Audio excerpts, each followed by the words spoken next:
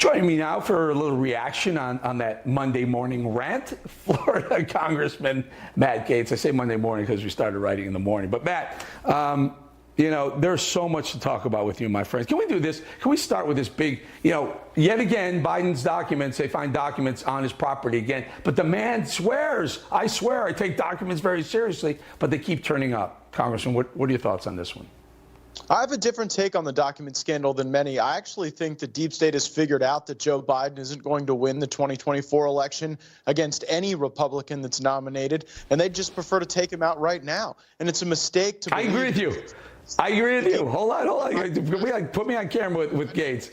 Matt, I agree with you. I've said this from the beginning. This isn't a mistake by Biden. This is the insiders who are realizing that he can't win, and they're bouncing him before 2024. I'm sorry to interrupt. Go ahead, sir. No, we all know that the real shot caller in the Biden White House is Ron Klain, and I don't think that it's somehow a coincidence that right aligned with these new discoveries of documents, Ron Klain is leaving. I think he's a professional operator and is getting out of the White House as they send somebody else in to tidy up the Biden presidency and put a bow on it and get ready for their next generation of leadership. So, you know, I don't particularly like when the deep state chooses who gets to be the leader of our country. I think that this has a lot of markings of a setup, but you certainly don't give Biden or anyone else a pass on the violence that they have allowed to persist throughout our country that you detailed so well in that monologue. And my blood boils when I see these Antifa thugs and goons standing in the way of patriotic Americans who want to help our fellow citizens by serving in law enforcement. I mean, think about what they're really standing in the way of. The people who, despite the defund the police effort, despite the woke leftists, despite the decreasing respect for police in some of the bluest areas of our country, they are willing to stand up and serve and be part of that thin blue line. And the fact that we allow this to persist as some sort of political activity instead of designating it as the terrorism that it is disgusting. But we see what the left's actual vision is for America right now. They want to lock you down in your home, disarm law-abiding Americans, and then move in some criminal illegal gang next door, all the while allowing these national organizations that function as the left's street mob to go and take over airports and police stations. And we have a national interest in quelling that and not allowing it to occur.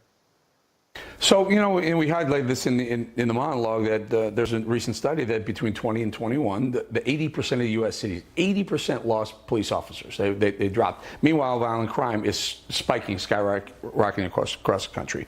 So an Antifa thug shoots at a cop, and then he's shot and killed, and that somehow sparked a massive riot. And where are elected officials? Where's the mayor of Atlanta, the mayor of Boston? Where's Biden? Where's Kamala Harris saying, stop, enough, this is wrong? They're supporting it. By their inaction, they're supporting it, yeah? Well, I'm deeply concerned that we cast these acts of domestic terrorism as politics. But politics isn't violence. Politics is actually how we resolve our differences in the absence of violence. And I think about that last omnibus bill and the tens of millions of dollars that were dedicated to send the FBI off on some white supremacy snipe hunt. Meanwhile, the actual organized violence in our country is animated by the left, not the right. And we are not giving that serious attention. Meanwhile, we're learning right now, the head of counterintelligence at the New York FBI office was getting paid hundreds of thousands of dollars illegally by the very Russians they were accusing Donald Trump and his campaign of colluding with. So turns out the FBI was colluding with Russians a lot more than President Trump or his campaign ever were, all the while the actual harm to our fellow Americans is occurring through these acts of terror. They want you to be too afraid to go to the Atlanta airport. They want you to be too afraid to go and shop on a street and enjoy time with your family, because the goal of these violent leftists is to leave you with such a diminished view of your life and of this country that you won't fight back against the terrible things that they are trying to do. But we will fight back, and it starts by exposing the organized effort here for what it is. We agree with you on all these things, Matt. Then you have to take it to the next step. So what's the final motive, right? Okay, you can say that they want you to be fearful and they want you to lock yourself down in your home and they want you to come to them for. But we're seeing more and more this push to have illegals to get voting rights. A couple of states voted for it. I think Vermont did, or New Hampshire, one of them up in the Northeast did, to allow illegals to vote in their state elections. That is a very scary process, because once it goes there, it could go even further. Is this the ultimate goal of the left? Well, it is in line with a low thinking of America. Think of how small you must believe America is, how devalued our citizenship is, to take that which is precious and recognized as a feature of our citizenship and to freely give it away to people who broke the law to get here, who are an affront to the national sense of rule of law. That is a terrible thing to do, but you wouldn't do that if you actually were prideful in our country. And that's why in our schools, in our corporations, we see this effort to try to make us think less of the greatest nation that has ever existed in all of human history. I believe America is our home. That means we have to protect our home. We have to know who is coming and going from our home. And then we have to ensure that we make policy choices for the betterment of the people who are here. And that doesn't make us bad. That doesn't make us dislike other cultures or other people, but we are allowed to prioritize our people and their safety and their culture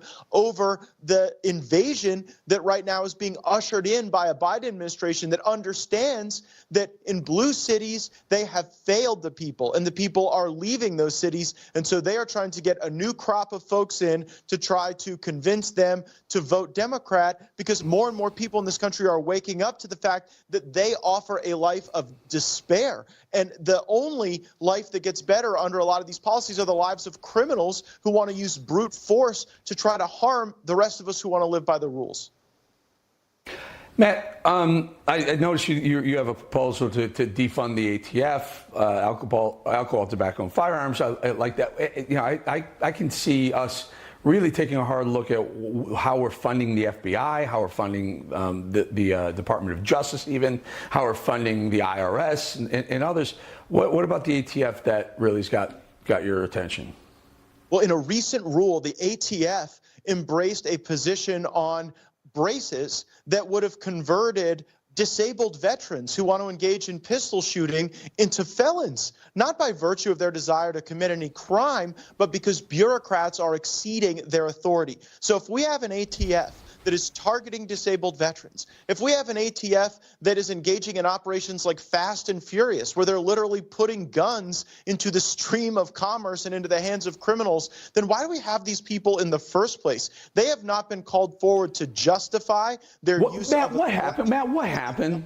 What happened? I have about a minute or so. I hate to cut you off, but what happened? I grew up thinking and knowing the FBI, the Department of Justice, the ATF, all these you know, you would call deep state now, but all these intel agencies usually were conservative. They usually leaned right. When did that change and why?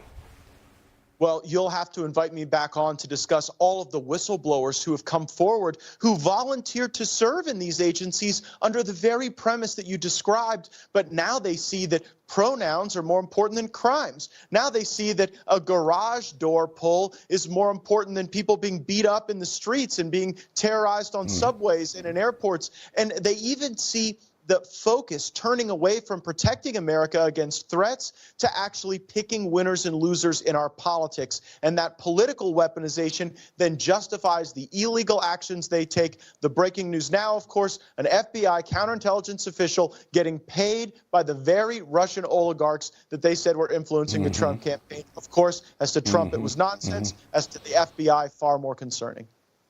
You know, let's not forget there are 51 FBI former agents and top-level agents who said, "Oh, that whole Russian thing when Trump was real," but Hunter was not so much.